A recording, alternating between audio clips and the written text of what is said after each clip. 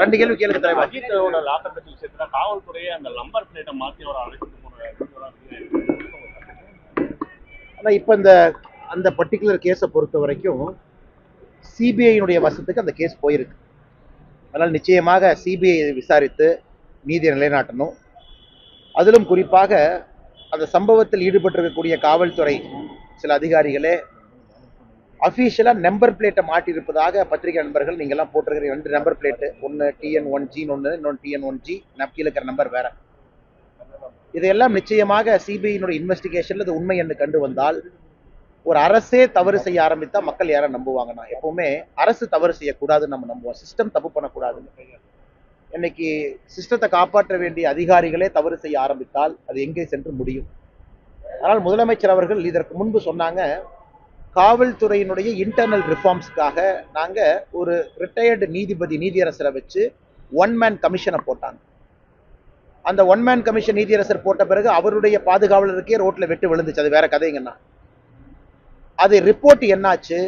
ஏன்னா 2 விதத்துலங்களா நம்ம எல்லா இடத்துலையும் இன்னைக்கு காவல்துறையை குற்றம் சுமத்துகின்றோம். இந்த விஷயத்தை பொறுத்தவரை காவல்துறை செய்து தவறுதான். ஆனா இன்னொரு பக்கமும் இருக்கு. இந்த காயின்ல இன்னொரு பக்கத்தை பாருங்க. காவல்துறையில மொத்தமா நீங்க தமிழ்நாடு முழுவதும் பாத்தீங்கன்னா இன்னைக்கு காவல்துறை பொறுத்தவரை அதிகமான பணிச்சுமையில் இருக்கிறாங்க. பந்தோபஸ்து பண்ணணும், அவங்களே கிரைம் பண்ணணும், அவங்களே லா அண்ட் ஆர்டர் பண்ணணும், அவங்களே நைட் டியூட்டி போகணும். போதுமான வசதிகள் இல்லை. 2 வீலர்ல பைக்கில் காவல்துறை அவங்களே இரவு ரோந்து போறாங்க.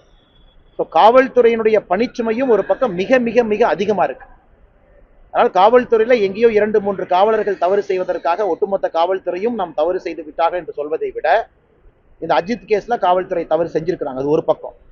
இன்னொரு பக்கம் காவல்துறையை மேம்படுத்துவதற்கு முதலமைச்சர் என்ன நடவடிக்கை எடுத்தார் அதுவும் சொல்லணும். காவல்துறையை ஷிஃப்ட் சிஸ்டம் கொண்டு வருவதற்கான நேரமா? நாமெல்லாம் நல்லா இருக்கிறோம்னா மாசமா சம்பளம் வாங்குறோம், நிம்மதியா இருக்கிறோம். காவல்துறை ஏன் 16 மணி நேரம் வேலை செய்யணும்? நாம் அதையும் புரிஞ்சுக்கணும் இல்லைங்கண்ணா. காவல்துறை எதற்காக கடினமாக நமக்காக உழைக்க வேண்டும்? அதுவும் தமிழகத்தை காவல்துறையினுடைய சேலரி பார்த்தீங்கன்னா தெலங்கானா கம்பேர் பண்ணீங்கன்னா அதை விட தமிழகத்தில் காவல்துறை வாங்கக்கூடிய சம்பளம் குறைவு. ஏன்னா இதையும் பார்ப்போம்னு நான் சொல்றேன். அதனால் முதலமைச்சர் அவர்களை பொறுத்தவரை காவல்துறை நண்பர்களுடைய வாழ்வாதாரத்தை உயர்த்துவதற்கு ஒரு கமிஷன் போட்டுட்டோம், ஸ்டடி பண்ணட்டும், அவங்களுடைய பணிச்சுமையை குறைக்கட்டும்.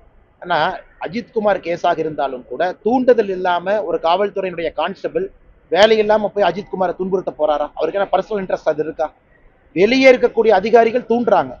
வெளியே இருக்கக்கூடிய பணம் படைத்தவர்கள், வெளியே இருக்கக்கூடிய அதிகாரம் படைத்தவர்கள் ஒரு கான்ஸ்டபிளை தூண்டினதுக்கு அப்புறம் அவர் தப்பு பண்றாரு. அஜித்துக்கும் அந்த துன்புறுத்திய கான்ஸ்டபிளுக்கு என்ன சம்பந்தம்? மாமா மச்சானா? அதனால் இந்த விஷயத்தை பொறுத்தவரை நாம நேரடியாக காவல்துறை என்று சொல்வதை விட தப்பு நடந்திருக்கு, சிபிஐ என்கொயரி பண்றாங்க.